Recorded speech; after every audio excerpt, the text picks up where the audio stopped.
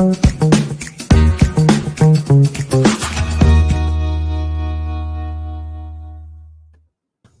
back to the Rubin Team's Insider. Today is Friday, October 7th. I'm joined by none other than Mr. Mark Chin. Mark, how goes it today?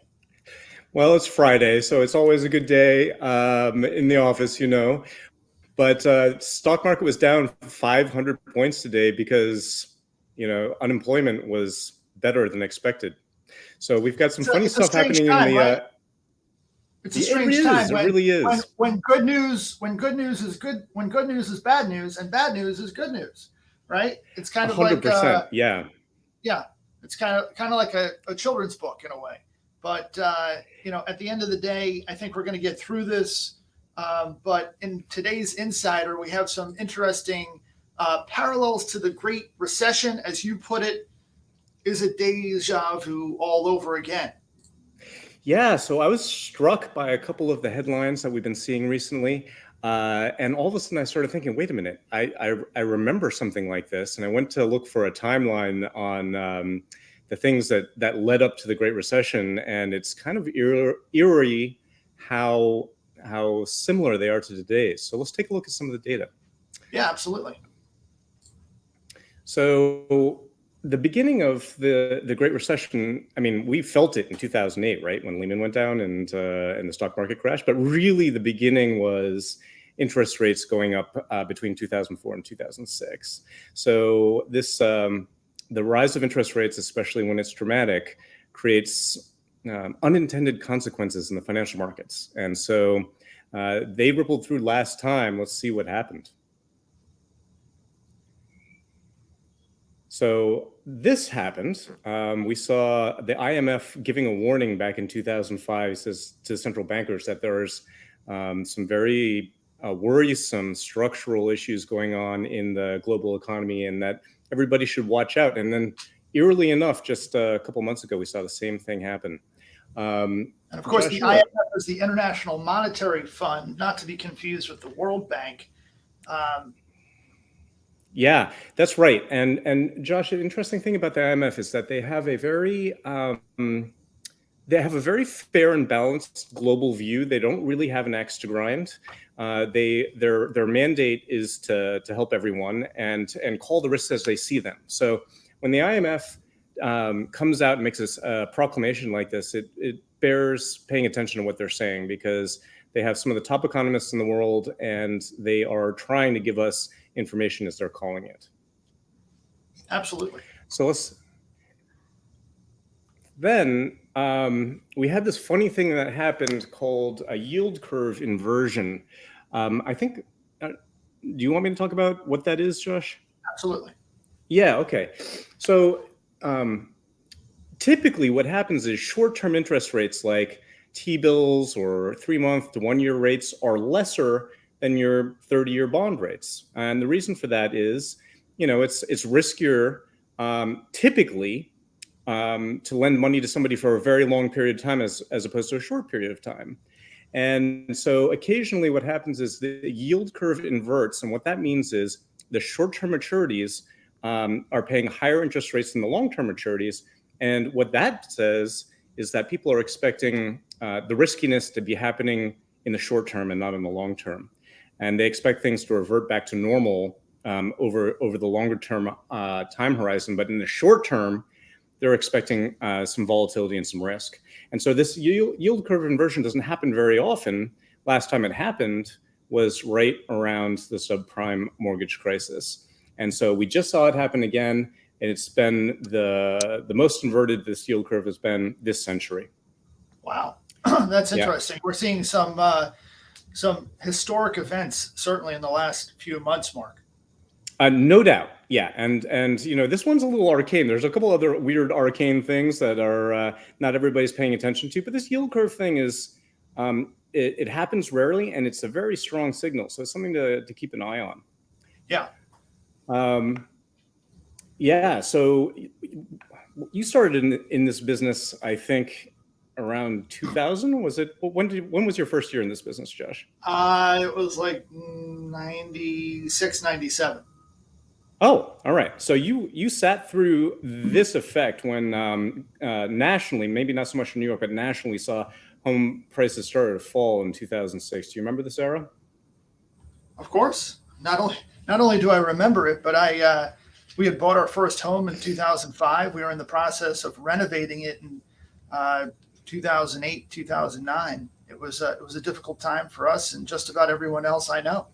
Oh man, yeah. I was doing the same thing. My timing was spectacularly bad. I bought my house literally the business day before Lehman Brothers Wow. declared bankruptcy. Yeah, I was like, oh my God, I'm a professional and I'm doing this. Yeah. Anyway, so in 2006, home prices started to fall, and we started to see that again, not so much in New York City, but in the hot markets that were exploding post or during the pandemic era are now starting to cool off rather dramatically. So we're seeing home prices drop nationally for the first time since 2009.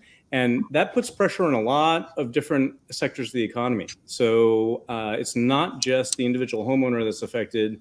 There are a lot of investors out there that become affected. And of course, if people can't pay their mortgages, then the banks get affected as well.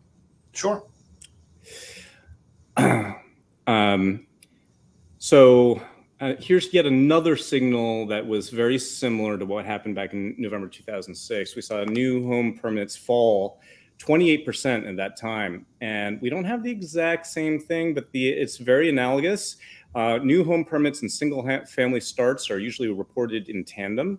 And what we just saw in August 2022 was that new family starts dropped 10%, and it looks kind of similar to what was happening. Now, the reason for this is a little different. Of course, the pandemic has put a great amount of stress on the supply chain, and so that had a big effect on new family starts. But still, I don't like to see these data looking so eerily similar. That's the thing.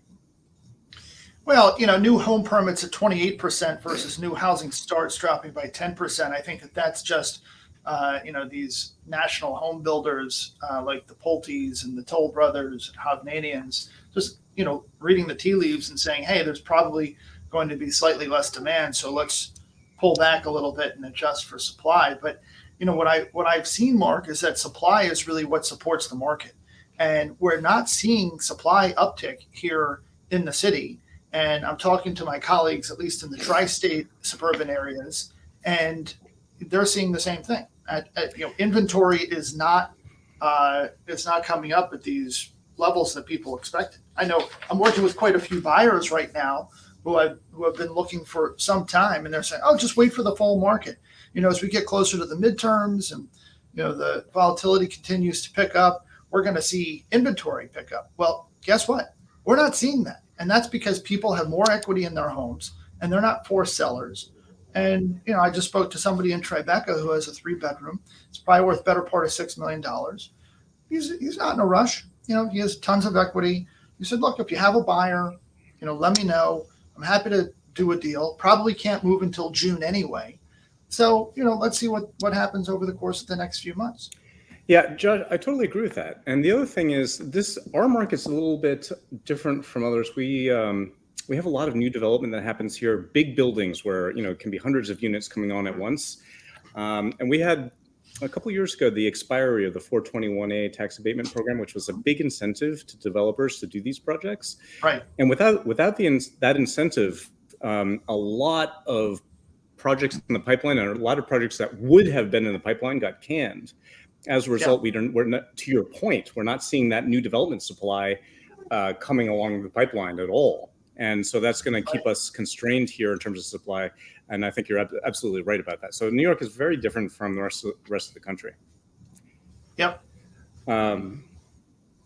Okay, so again, this is not the same, but there are similarities.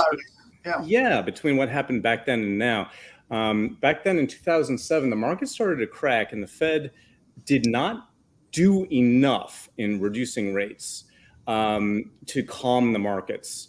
And in the case of what's happening now, the markets are definitely unsettled by the Fed continuing to raise rates. And today's action in the Dow being down 500 points is a perfect example of this. So what's happening now, it's not that the Fed isn't dropping rates fast enough, is that they're raising rates into a cooling economy, and it's really making people unnerved.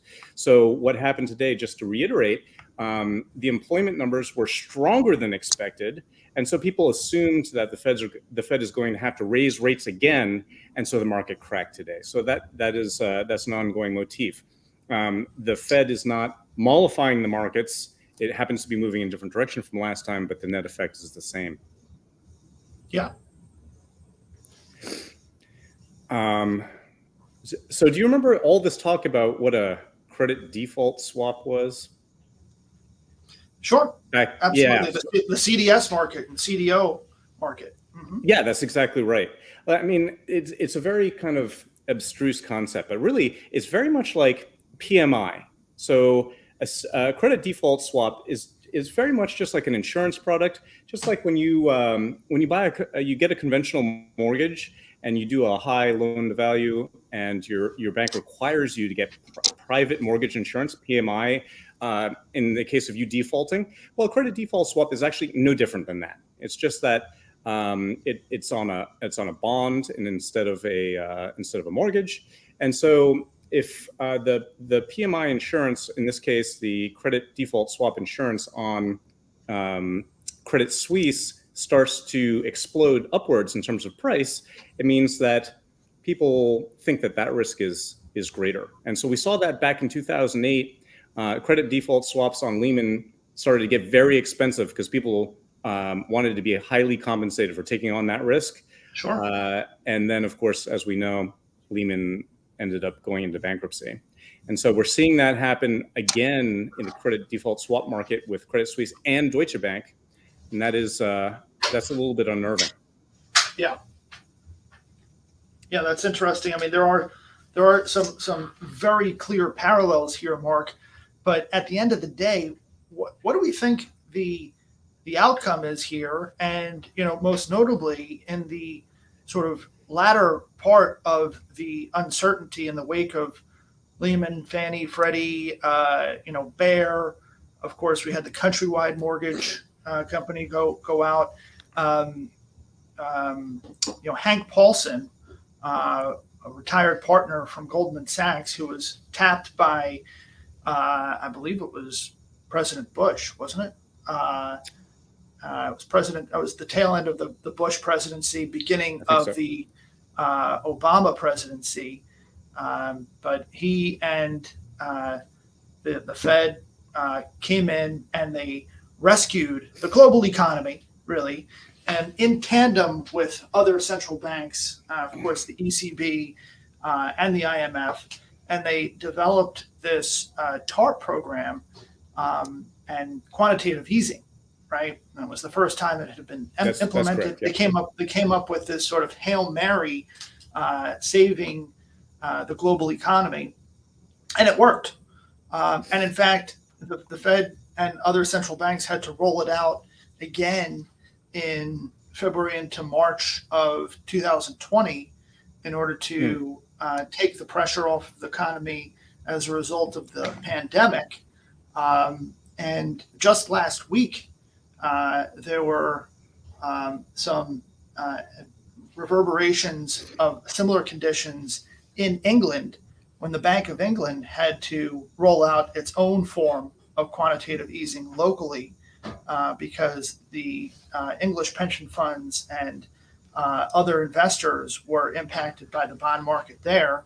They kept it quiet, but it was international news, though not headline news. And I think that's another canary in the coal mine. I think that's a very perspicacious point. What's going on in England that ripples over here. One of the things that I think we can take some comfort in is that those emergency facilities last time were set up very hastily in very short order to deal with an acute situation.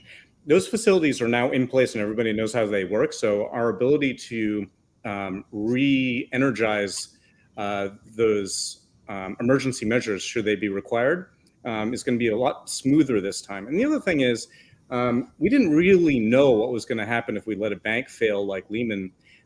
I really don't see a Lehman-like event being allowed to happen, especially by European regulators. So even though there's a lot of parallels in this story, I want to make sure that everybody's clear. We're not calling a major catastrophic event that's going to tip the world into another Great Recession. That's not what you and I are saying. What we're saying is there are some risks out there, and we ought to pay attention to them. How would you advise buyers and sellers in this environment, Josh? Well, I think that you got to be ready to pounce when the opportunity presents itself. If you're trying to time the market, as we pointed out the other day, Mark, the likelihood is that you'll miss it. Every time that someone has said, you know what, I'm intentionally sitting on the sidelines to try to avert the proverbial falling knife, they wind up paying more than they had to. But what you really need to do is you need to find the right home for your needs and buy that at a price that you feel is fair.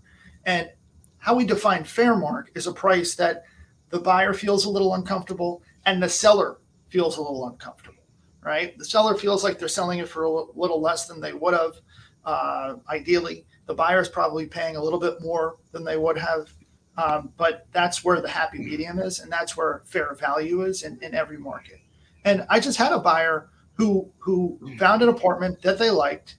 It needed work. They didn't really want to do work, but they had just reduced the price to a level that we thought was a reasonable value. They bid about 12% under the asking price. We got a counter. We came up. The seller gave us their bottom line. We thought about it for a day or two, and then the listing agent said, oh, you know what? That counter is no longer valid. We received an offer at our full asking price, all cash, and so we're doing that instead. So even in this market, with the uncertainty being at the degree that it is, buyers are still recognizing and finding value. And so you just need to be aware of that. You need to be educated. You need to have the right professionals in your corner. And as long as you have a time horizon that is 3 or 5 or more years, you're going to be just fine. A lot of people, Mark, they bought in 2008, just before Lehman Brothers, right? Those properties now, just like you, those properties now are worth even more. Oh, man. I mean, I bought my house in 2008, right before Lehman, for $725,000, and I sold it for $2 million. I did hold onto it for 9 years, but that was a good trade, even though at the time I thought I couldn't have possibly bought at a worse time.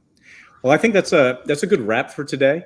Yep. Josh, nice to see you on the Insider, and for all of our viewers, thank you so much for tuning in. Absolutely. Enjoy the weekend, and we'll talk to you soon.